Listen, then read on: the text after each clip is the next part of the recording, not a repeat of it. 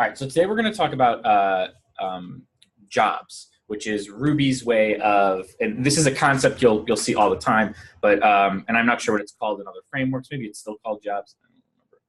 I don't remember. But it's essentially the concept of saving work to do later, right? So if we go, let's go to, where should we go? Let's go to, let's buy movie tickets.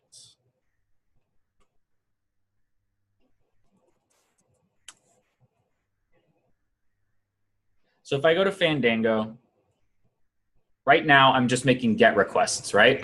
Saying get me the Fandango homepage. We'll see Incredibles 2. I'm saying get me basically the show page for Incredibles 2, right? Another GET. How can we actually buy? Okay, we'll pick a time. Buy some tickets. Get one for Conway. Nice. Buy tickets. So now I've clicked buy tickets, and at this point I haven't been charged anything yet. I'm still making a GET, but I'm starting to build an order, right? So you can kind of imagine the params are being built, right, for this. We're not going to go all the way through because I'm obviously not going to buy 9 tickets. But as we keep going, when I finally get to the end and I click checkout, that's going to be my post, right? Now I've built up my order, and now I'm creating it. That's going to get sent off to the server, and then a multitude of things are going to happen, right? Did I even get to like pick my seats? I was hoping to. It's $114. Yeah, it's insane, right? Yeah, but you get 900 VIP points. Well, then it all evens out in the end, right? You can use those for a car payment, right? So it's going to build up my order. Say I had chosen seats or whatever, right? So that gets sent to Fandango. Now, a bunch of things have to happen. The order gets created in the database. My credit card needs to get charged. The theater, right? Fandango is this like middleman, right? So the theater that I actually bought the tickets, they need to get notified especially if I picked seats, they need to get notified which seats got picked. They need to get notified that 9 tickets have been sold. So like their allotment for that has gone down. So all of these things happen. They're going to send me an email, right? They're probably going to send information to their accounting department, et cetera, et cetera, et cetera. So all of these things have to happen. As your system gets bigger and you start putting all of this stuff into your controller, into your logic, this starts to take a long time, right? And I'm trying to remember. I think it is like 200 milliseconds or something. The time, John says it all the time. I always forget. But it's like the amount of time a user will basically tolerate waiting on your website before they're like, screw it, I'm going somewhere else, right? And it's something like 200 milliseconds. So if all of that needs to happen, and all I really want to do is tell the user that everything went well and get them an email confirming that they can go to their movie. That's what's important for me to keep their business, right? The rest of the stuff, depending on like the hierarchy of what I need, I can kind of set to the side and tell my program, do this when you get a chance. But as far as what I need you to do immediately, do these like 3-4 things, right? For the smaller apps that we're doing right now, you might not notice the performance, but you might. But this, as apps grow, this becomes like a really important concept to start understanding, like when is stuff getting done? And so that is the thinking behind what we're going to implement today. So I just wanted to give you that overall, because we're going to be digging into levels of abstraction here with the code that can get a little confusing. So I'm going to try to walk through it real slow. Obviously have the video up too if you want to go back through it. But the overall thing we're just trying to do is saying like, you have to do these 10 things when an order gets created, save 4 of them for later, right? Okay, so let's get out of this. So what I cloned down is in your curriculum, and it's basically it is the public art app that we used when we talked about the API keys, right? This version has just a couple of different, if you're going to use this for your challenges today, if you're going to pull this one down, just a couple of things to know right away. There are API keys for Twilio in it that don't work anymore. I had to replace it with my own. so you might have to do that. You're also welcome. I'm pretty sure you can do the challenges today with the public art repo that you already have been working on, if you already pulled that down from last time. Does that make sense? If you use this new one, though, that has a couple of changes that I'll show you in a minute, just know you got to change those API keys, okay? So let's just, I already cloned it down. I'm going to bundle, install. I am going to drop my database. So I think I have one on here from when I was playing with it before. Create a new one.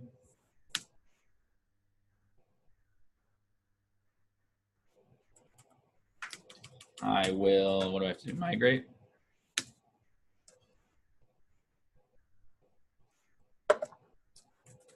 Cool. So now I should be able to spin this up.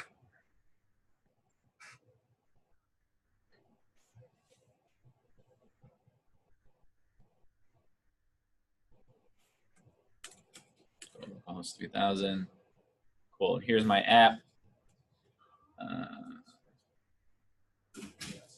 Log in. Oh no, I can't because I dropped my database.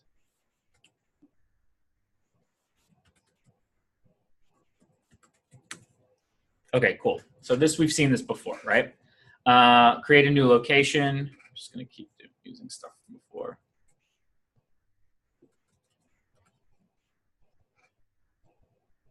Cool. So on a much, much smaller scale, we're doing something very similar to what happened at when we were on Fandango, right?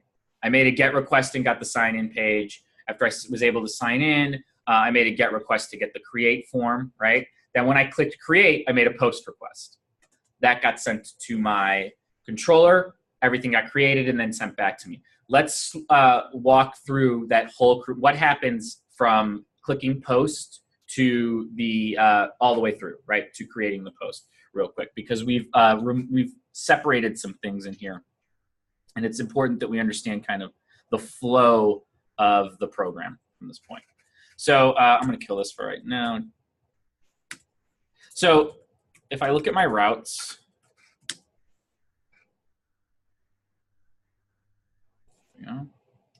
when I create a new location, I'm making this post request, right? To /locations. That's happening with my form.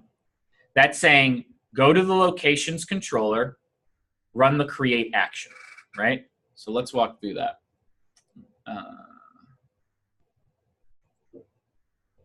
Cool, so here's my locations controller. So I'm gonna hit my locations controller. This might be different from before. We've pulled a lot of the logic out into service objects. If you remember, when did John, was it last week that John went over service objects?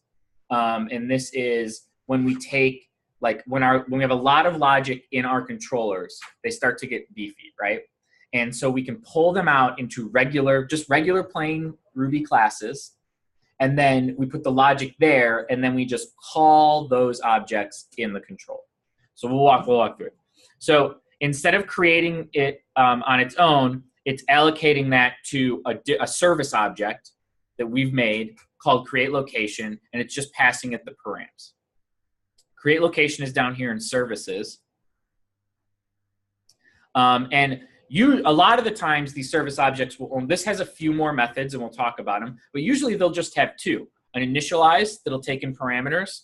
That's your new, right, when you call that new, and then call, which we are calling right here, which just performs whatever that service object is supposed to perform. So we hit this controller, we make our service object, we come into the service object, and this is where we actually make the location. So this is where we are actually creating this object, and then we check that it's valid, and then we save it to, on 17, we save it to the database, right? Again, stuff we've been doing in the controller, we've just moved it, right? This is nothing new logically, it's just moved to a different place. Cool? Other questions so far? Because we're about to go even deeper. Great.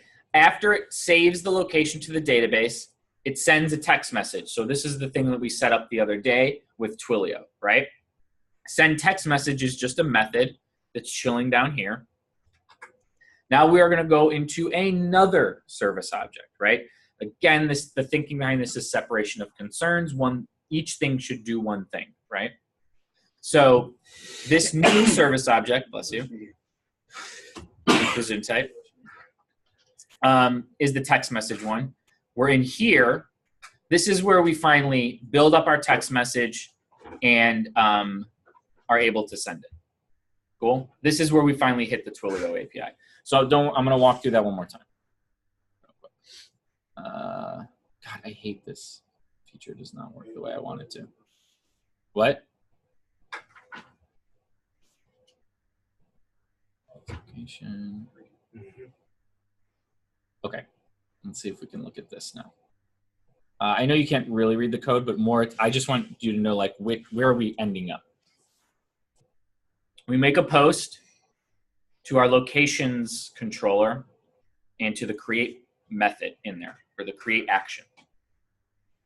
When we get to create calls this create locations service object. So now we're here. So we're going left to right. We jump over here. This handles all my logic, makes the location, like makes that Sears Tower thing, saves it to the database for me, calls an extra method that it has that says, oh, now that this has been created, I want to send a text message to the admin. All of that logic is, so then that creates this other service object. So we have two service objects. We have the one that we're in right now, the create one, and then this text message one. So now we've jumped to this third file. This one assembles the text message, calls on the Twilio API that we've brought in, and actually sends the message. Cool? So we have we get here and we have a controller that's like, here's all the data, figure out what to do with it. The controller says, cool, I'm going to tell create location to create a location. Create location says, great. Now that the location is created, I'm going to tell text messenger to send a text message. Cool? This is our flow. Questions? Because we're about to add even more complexity to this. So, what's that? Is that second panel? On, is that just another controller? I can't see. Yeah, sorry. I'm sorry. So, locations controller. Our service objects they don't inherit from anything. They're just plain Ruby objects. Okay. So it's these two are service objects. They're also just plain Ruby classes. Cool. And then this is our controller, like we've been working with before, inherits from application control. Cool. All right. So now what we want to do here, now this is fine, this works fine, and there's actually it probably would work. We would probably be okay sending these text messages like this, right? But let's just pretend that we're getting an enormous amount of users and that we're getting a lot of traffic and that it's just taking too long to process all of this, right? And we want to say, okay, what's really important? What's important is that you save the location to the database and then get the show page back to the user. That's what I want to do, right? Because if you see, where are we when we're redirecting down here, we won't get here until all of these lines of code are done, right? And these lines of code won't finish until all of this is finished. So we'll go into call, we'll go in here, we'll go in here.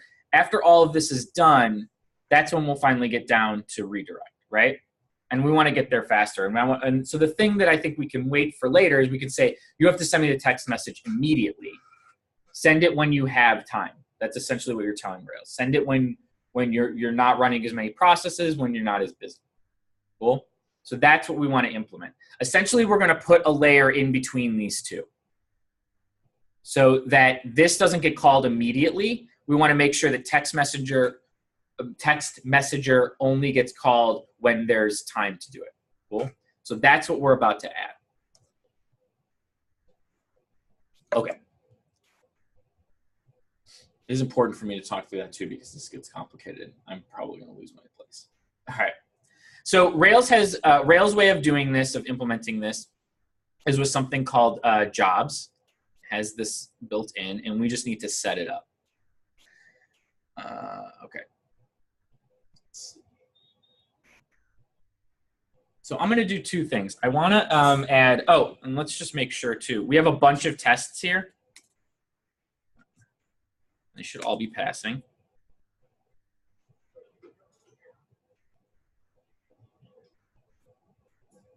or not. There we go. Cool. Took 1.2 seconds. I wonder if it'll take quicker with.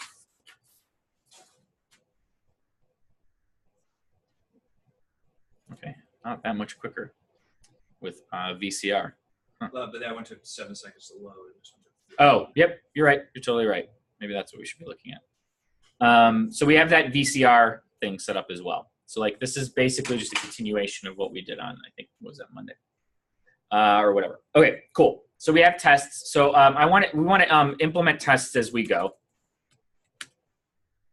So we're going to do two things. We're going to set up a job and we're going to set up a test for it to make sure it's working. So jobs live right here. And when I want to make a new one, I just make a new file.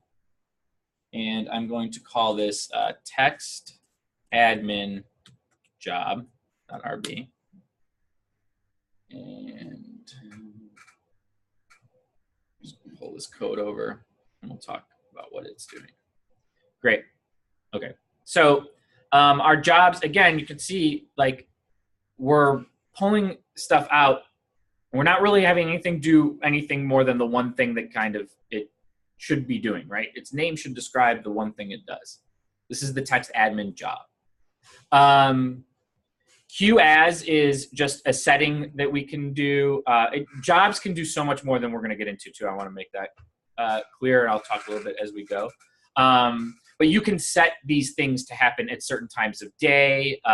It's on certain dates, right? You can tell to wait an hour, blah, blah, blah, blah. We're just setting it as default. We're saying like when you have time, right? Whenever you have time. But there's a lot more settings to look into. Then all jobs have at least at least one method called perform. And this is what we want the job to do, right? And here you can see I've pulled this pretty much directly from the create controller. I'm sorry, from the create object. So this, we took this code. This is what the service object was doing before. And I threw it in a job. Cool. Okay. So I have this, and I'll make a test for it real quick too. Let's go to spec. Let's see. So we do this. Cool. So in my spec, I have tests for my controllers, my models, my services. I have all of this separated out, right? So I'm going to do the same thing for jobs.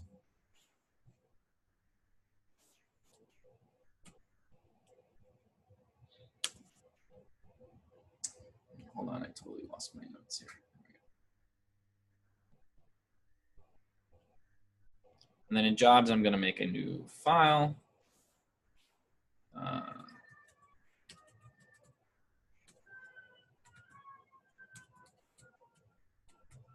So my name is matching what I'm testing.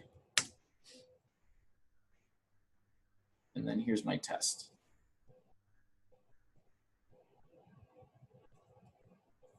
All right. So basically what this test is looking for is there a job that was created called text admin,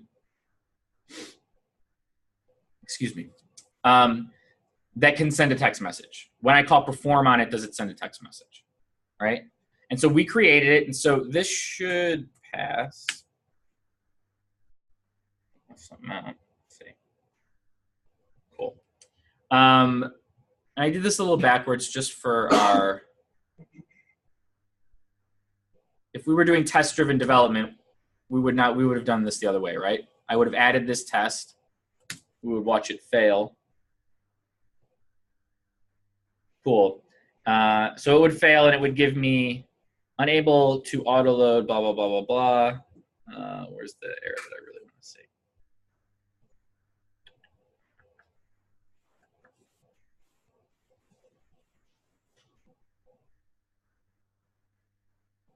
I was expecting to see like,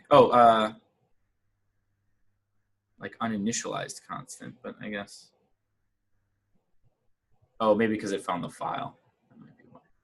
Not sure. Okay, well, anyway, we would watch it fail. We would write the code. We would watch it pass. Great. So we made this job, but we're not using it, right? I've created this class of this job. It inherits from application job, which is right here, which inherits from active job base. And I want to just point out this pattern that, if you haven't noticed, is important with Rails, right?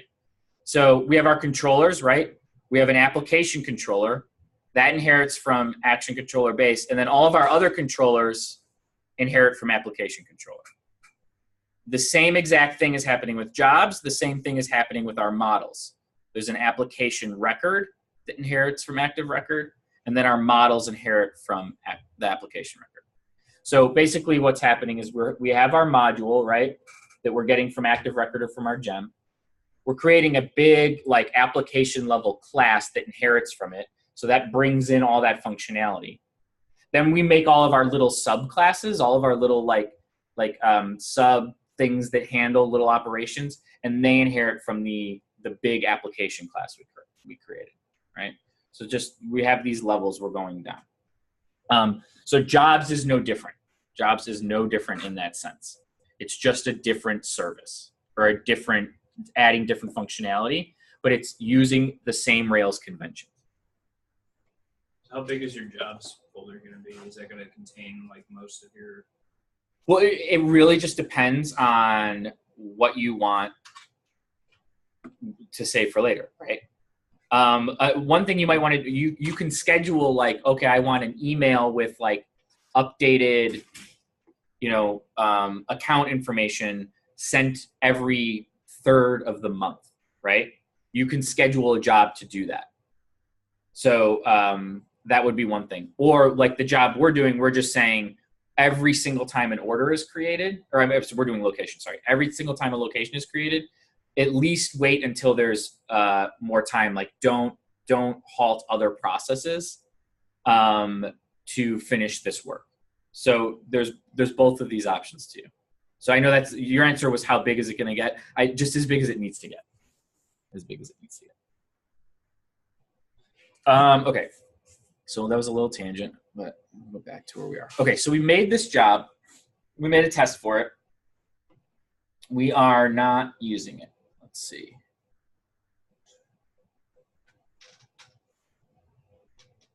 Okay, so what I want to do is, again, I wanted to interrupt this process here. So in creates location, instead of, when creates location calls send text message, instead of having to sit around and wait for all of this to get done, I just want to make a job and then move on with my life, okay? So all of this code right here is in the job. We did that. That's all here, right? So we don't need it here anymore. What we need to do here is make the job, is like make a job object. And so that's what we're going to do here.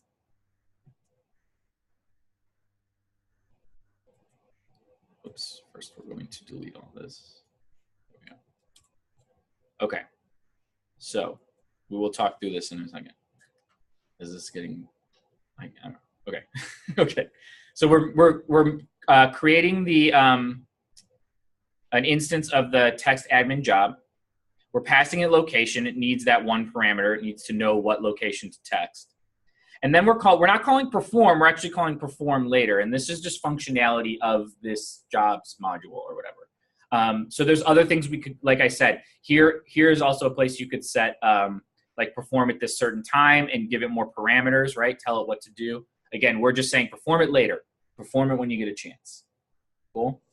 And when it gets a chance, it will call this method, which will actually send the text, or which will actually create this object, which will then send the text message. We'll walk through it one more time when it's all put together. There's one more thing I want to change here. In my, let's see, we have to change one test thing here, which is in our create location. So we've made a change to create location. Create location used to call on text messenger and actually send the text, but it's not doing that anymore. Now it's just making a job. So I want to change that, the way we're testing that. So if I go into services, I find my create location, and here it says send a text message. Now it's not sending a text message anymore. It's just making a job, right? So this test isn't really what it's doing, and that's not what I want to test for. So I can just change it to this test. And this is just to be aware that like as we add things, as our applications develop, the way we are testing might have to evolve as well, right? So now instead of testing, does it send a text message? I'm just testing, does it create a job for a text message? Well, that's what feel free to go back and read through this. But I'm not going to go through it step by step. But basically, I'm just changing what it's testing for. Cool. Okay. Let's see. That's a good thing to do here. I'm going to open this in Sublime, actually. Whoops. Because I hate the multi-window feature on VS Code right now. Let's get all of this stuff open, and we'll talk through it one more time. Locations. And we have this, and this. Nope.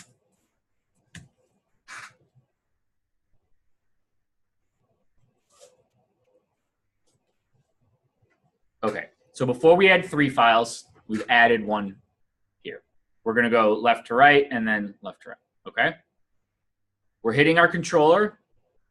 We're creating a location service object, a create location service object. That's over here. We jump over here. This actually makes the location. It saves it to the database. It calls send text message. Send text message used to create this object, but it doesn't anymore. Now it creates the job. That's over here. This is the job. When the job actually gets executed, which is later, right?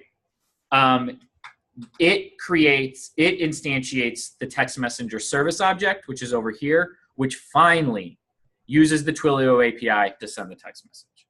Cool. So again, we haven't really altered a lot here. We've added 1 file and a few lines of code, and we've added this extra functionality. But the flow is still pretty much the same. We've just interrupted it a little bit, right? Cool. Questions about this? You know it's kind of a lot. All right. So now, with all of this said, let's watch it probably explode. And then we'll figure out what happens from there. Okay, so let's test this all out. I'm going to, first let's run our tests to make sure I those tests back. Sweet, our tests are working.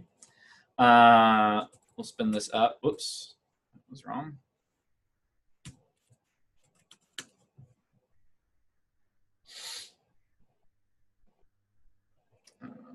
Just refresh here. And I still have it set up to just make sure I don't have any emails sitting around. Send me an email.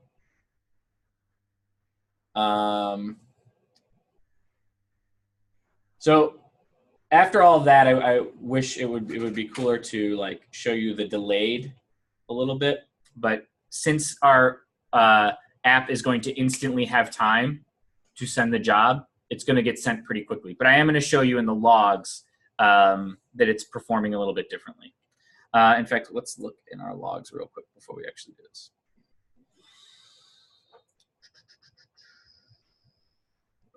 Here. So this is our log file. It just kind of keeps track of everything that our app is doing. And we can see, like here is a post request. There's a bunch here because I was messing with this app all day yesterday. But here's like kind of our standard post, right? It's a post to locations. You can see the params that got sent in. It interacts with the database. It completes and then does a redirect. We're going to see one thing get added to this list, list of stuff when we do the active job. Okay, so let's make a thing. Location.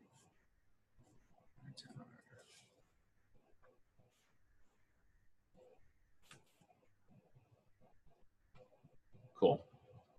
I'm going to go back to my logs. So you see all this stuff got added to the logs. Let's find the post for, where's my post?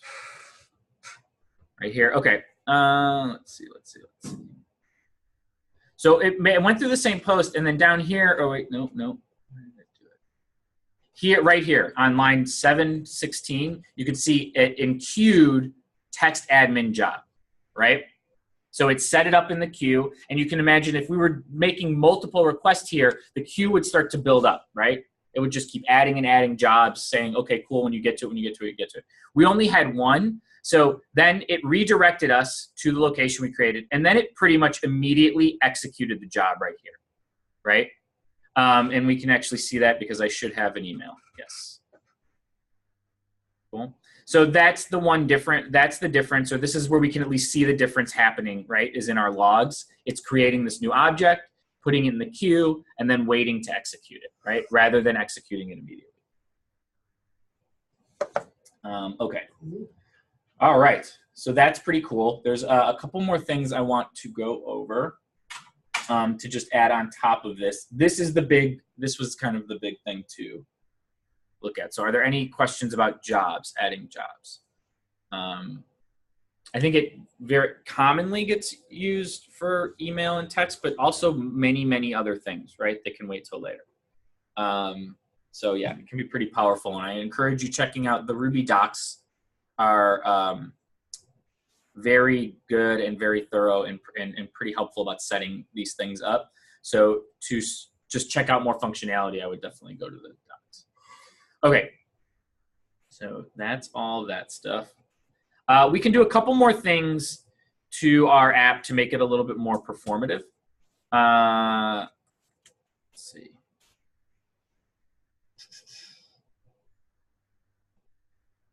We'll just take one more look. So let's take one more look at where we stand or where we're at right now.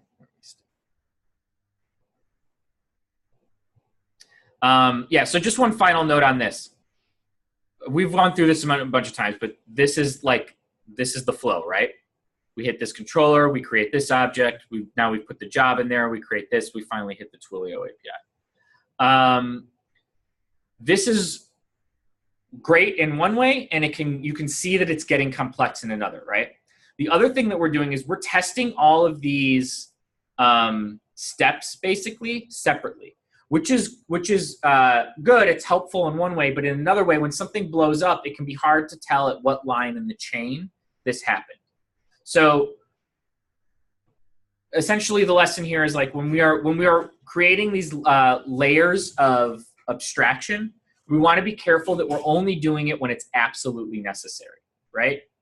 If you have one thing happening in your controller and you have a small app, maybe you don't need a service object, right?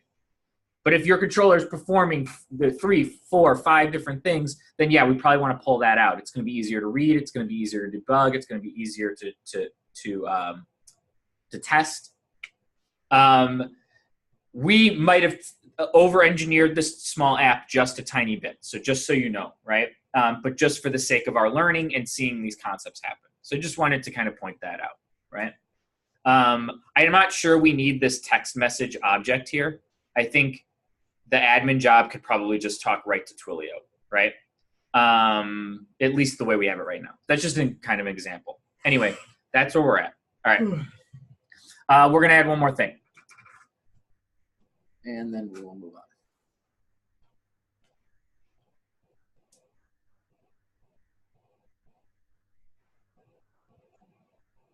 Okay, so right now we have, when we're using delayed jobs, Rails is kind of keeping track of holding on to those jobs for us, right?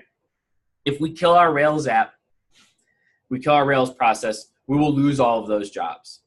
Also, for other performance reasons, it is helpful to kind of like let those jobs, let that queue that we were talking about sit somewhere else, somewhere that's a little bit faster and somewhere that isn't as reliant on whether the app kind of is up or down, right?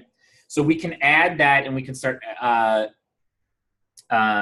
getting some of that function by adding a couple of things here. One is a gem called rescue. I think I just need to add it to my gem file.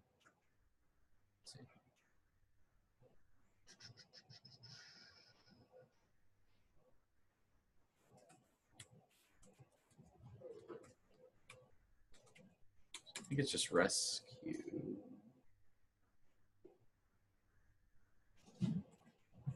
Cool.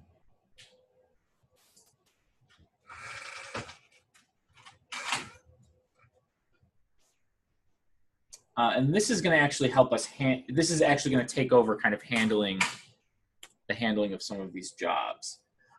Rescue. So we've seen when we bring in these third-party APIs, sometimes we can just run, bundle, install, get the functionality out of the box. Sometimes we have to set some things up. So there are a few things I need to configure and set up in order to get rescue to work. First, I'm going to install it.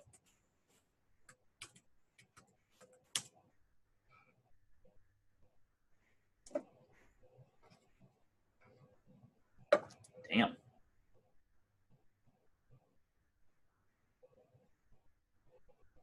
Cool. Then I need to throw it in config. There's new.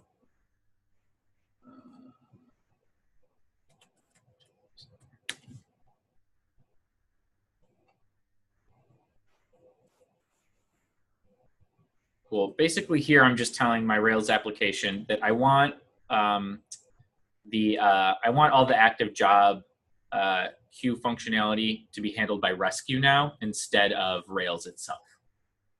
Then I need to go into my break file, and I'm going to require rescue tasks because rescue is going to give me some command line stuff to help it run, and so I'm going to get those tasks into my rake file. Cool. Let's see. There's one other thing I need in here. I need for this to run, and it's something called Redis.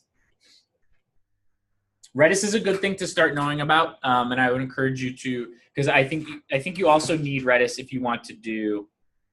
Damn it! What's the chat function called? I can't remember. The WebSockets, but it's called something. Channels. Action cable. Action cable is Rails implementation of WebSockets where you can have, you know, like right with HTTP, it's call, or it's like request, response, then the connection is closed. If we want to keep a connection open for something like a chat, the way Rails implements that is with action cable, and I believe that requires this thing, Redis, as well. Redis is an in-memory data structure store. It's kind of like a database. I don't want to get too into it because it's also a little bit beyond my intimate or deep understanding, but it saves stuff in RAM, so it's much faster rather than something like Postgres, which saves stuff like on your hard disk, and that is just way slower, right? So that's one reason you use Redis. And Redis can act as this like in between to speed things up. The big reason I think you should just know what Redis is a lot of gems use it, and so at least you've heard it and you know that it's a thing that you can go and install. You can install it really easily. I already have it installed. I believe it's just like gem install or something. There, gem. Hold on, I lost my notes again. There we are. Brew. You use brew install Redis. We'll get you Redis. But I already have it. So, okay. So I've set all this up so that rescue will handle all this for me. I need to do a few things. I need to start my server. Then I need another terminal window. I need to start Redis separately.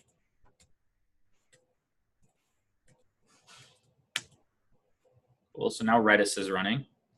Then I need a third window because now, let's see.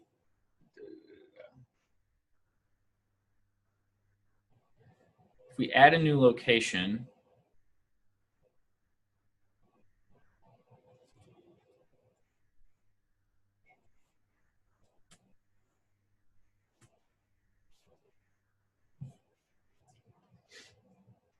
we should be able to go into jobs.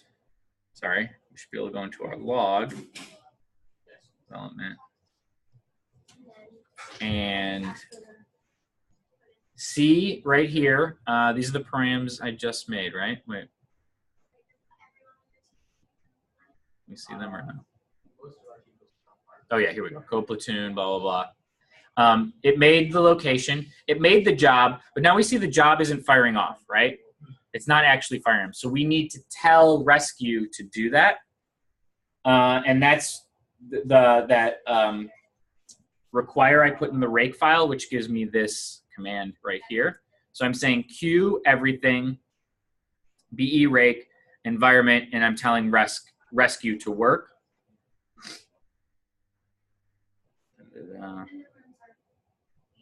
This is just a deprecated thing, but applies to us right now. Cool, and I'm not even going to pull it over right now, but I'm just confirming for you. It sent me a text message, code platoon, right? Okay, so we've added like another layer, right? But again, we've made this more performant by putting the like holding and keeping track of this instead of Rails, the core of our Rails app having to handle that. We've kind of given it to this gem, which is using a bunch of services to help it. There's one other thing I'm going to add to this, and then we'll be done. This is really annoying that I have to have 3 windows open to get this going, right? So there's something that you will probably end up messing with at some point. Well, definitely today, but in the future as well, called a proc file that we can put in our application that is basically a list of instructions about how to get our application up and running. We're going to use it right now for this purpose to help us get rid of these 3 windows. You might come across it for other reasons too. There's a bunch of stuff you can keep in a proc file.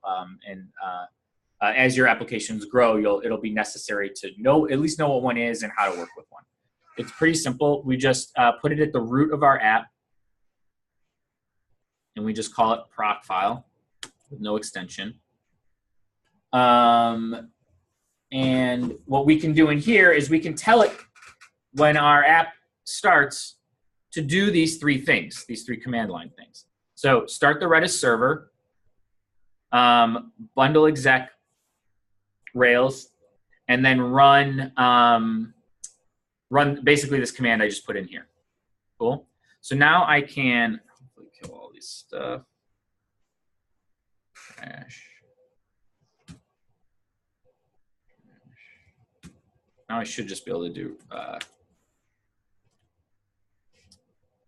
Oh, okay. So I've told it like this is all the stuff that needs to happen when I start up my app, right? Okay. Last thing I need to do is install this gem called Foreman. Foreman basically just knows how to read my proc file and do everything that it's in it. That's the quick version of it. And then I can just run Foreman. God, I can't spell today. Start. And that's going to do everything. So it started Redis, blah, blah, blah. They booted up Puma. The only difference is it just booted it on a different port. So now I have to go to localhost. Did everybody see that? It was localhost, I think 5100, yeah. And I have the same thing. Cool. All right, that was quite a bit. Are there any questions? Did you need a gem to run that proc file? What was the gem? It was gem Foreman. All of this is in your curriculum. I just walked right down it. And that's it. It's just the proc file is just what's that on the left of the colon? Is that just a namespace for it? Wait a minute. On the left of the colon. In proc file, left of the colon, like Redis, rib. Redis? Yeah, Redis. These are just like key values. Like Redis, start the Redis server. Web, what do I do about the web? I run bundle exec Rails. Those are like Redis, web, and worker are all, those are, you need to know what those are in order to run them. Yes, yeah, you will like, yes, yeah. That's, so you did not come up with the names Redis, web, and worker. No. Those are settings I'm setting in my proc file. Yeah. To be read by Foreman or other similar things. Like, as you add stuff, when you push up to Heroku, you might find that depending on the functionality that you're looking for, the gems that you have, that you need a proc file to tell Heroku what to do when it starts up your app. Especially if it needs to do more than just Rails S, basically. Cool. Any other questions? All right, finally, you're out of questions. Cool. You've learned everything. Let me